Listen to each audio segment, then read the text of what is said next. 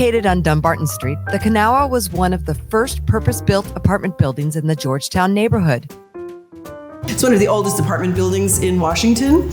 Many of them were designed to look like a house, a large mansion. This one would be considered a mansion type because it has a center door, and it in fact looks very similar to what you might find in colonial revival houses of the period.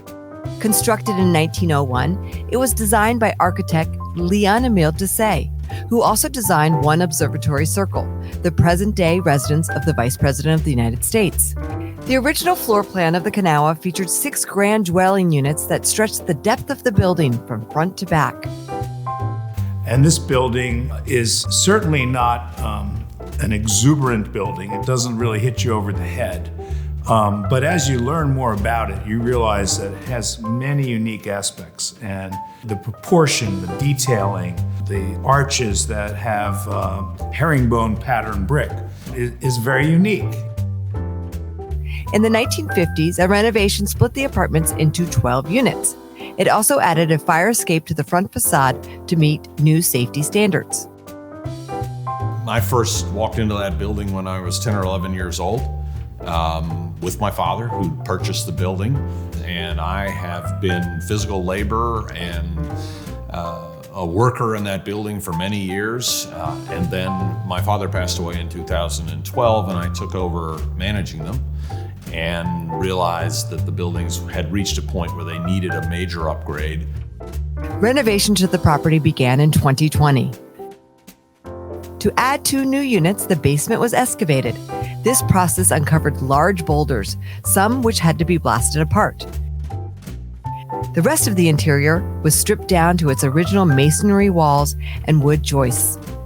The central stair was in disrepair. The skylight, I believe, was boarded up. I don't think that there was a lot of light in the center of the building. And so, of course, the first charge was to bring that light back into the center of the building. And along with that, we lightened up the materials. We used the white marbles, materials that were reflective.